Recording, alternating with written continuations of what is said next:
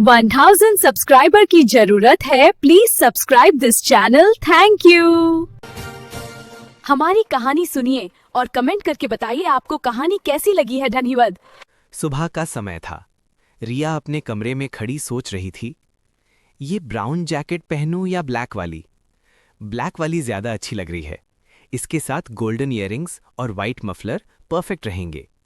Bed पर तरह तरह के फैशनेबल कपड़े फैले हुए थे। रिया कभी एक ड्रेस उठाती, कभी दूसरी। ड्रेसिंग टेबल के सामने खड़े होकर बार बार अपने ऊपर ट्राई करती। आखिरकार उसने एक ड्रेस सेलेक्ट की, हल्का सा मेकअप किया, परफ्यूम लगाया और ऑफिस व लैपटॉप बैग लेकर बाहर आ गई। डाइनिंग टेबल पर उसकी सास बोली, वैसे बहू, ये कौन सा परफ्यूम लगाया है? बहुत अच्छी खुशबू है। माँ जी, कल ही लाई थी, नया ब्रांड है, लाइट है लेकिन लॉन्ग लास्टिंग है। देवर हंसते हुए बोला, भाभी आप तो गलत ही कॉर्पोरेट लाइन में चली गईं। आपको तो किसी बड़े ब्रांड के साथ मॉडलिंग करनी चाहिए थी। आपका ड्रेसिंग सेंस कमाल का है।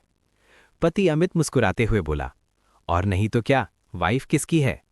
सास ने गर्व से कहा, पूरे मोहल्ले में कोई मेरी बहू जैसी सुंदर नहीं। पहनावे से लेकर हर चीज में बेस्ट है मेरी बहू। इतनी तारीफ सुनकर रिया का दिन बन गया। ऑफिस जाते समय मोहल्ले की कुछ औरतें बोलीं, रिया का ड्रेसिंग सेंस कमाल है, हर दिन नया लुक। पिछले हफ्ते जो ड्रेस पहनी थी ना, मैं भी वैसी ही ले आई हूं। ऑफिस में भी तारीफों की बारिश होती है। रिया, शादी को 6 महीने हो गए, फिर भी अनमैरिड जैसी लगती हो। मुझे लगा था शादी के बाद साड़ी सूट पहनू ही। रिया मुस्कुराकर बोली, मेरे ससुराल वाले ओपन माइंडेड हैं, उन्हें कोई दिक्कत नहीं। ताने भी कम नहीं। शाम को घर लौटते समय कुछ औरतें फुसफुसाती हैं, आजकल की बहुएं कपड़े पहनने का तरीका ही नहीं। हमारी बहुएं तो ऐसा पहनने की सोच भी नहीं सकती। रिया मन ही मन सोचती है, इनको जवाब देना बेवकूफ़ी है। रिया के पड़ोस में कमला देवी का परिवार रहता था। उनका बेटा रोहित शादी करके गांव से पूजा को लेकर आता है। गृह प्रवेश के समय, बहू अब तो शहर आ गए हो, घूंघट हटा लो। कमला देवी तुरंत बोली, घूंघट करने में बहू को कोई दिक्कत नहीं। आजकल की लड़कियां संस्कार भूल गई हैं, इसीलिए मैं गांव से बहू लाई हूं। मोहल्ले की औरतें बोलीं, बिल्कुल सही किया, शहर की लड़कियों को तो कपड़े पहनने का ढंग ही नहीं।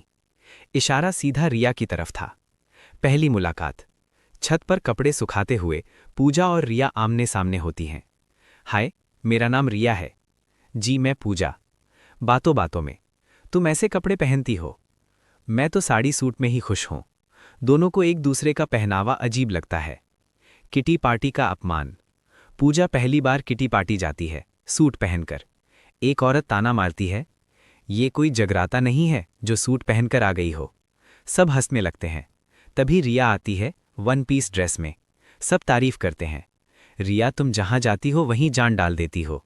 रिया अनजाने में पूजा को ताना दे देती है। जागरण का सीन।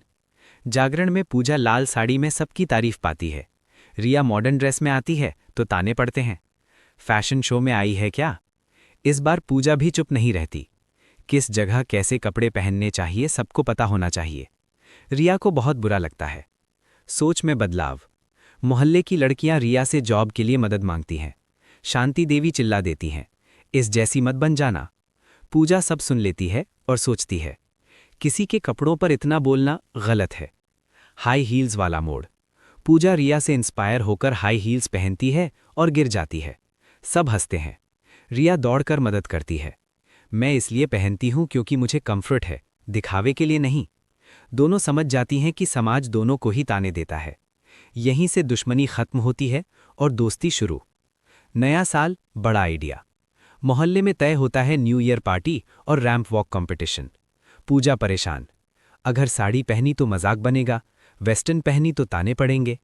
नेहा कहती है, क्यों ना इस बार कपड़े स्विच कर लें। Finale, ramp walk. New year की रात, पूरा मोहल्ला हैरान। दोनों आत्मविश्वास से रैंप वॉक करती हैं। तालियां गूंज उठती हैं। जज बोलते हैं, आज जीती हैं दोनों बहुएं, क्योंकि खूबसूरती कपड़ों में नहीं, सोच में होती है। रिया और पूजा मिलकर केक काटती हैं। सीख, न गांव गलत है, न शहर। गलत है लोगों की सोच।